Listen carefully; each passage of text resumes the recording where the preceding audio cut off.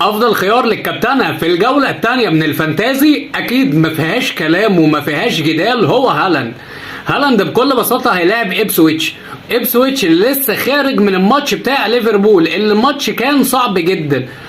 قدروا ان هم يقفلوا عليهم دفاعيا وخلوا السكور ما يفتحش، لكن هيبقى نازل ماتش السيتي برضو اللعيبة هتبقى تعبانة نوعا ما من الأداء اللي عملوه، وحتى لو قدروا يمسكوا نفسهم في الشوط الأول، الشوط الثاني هتلاقي إبسويتش بينهار حرفيا.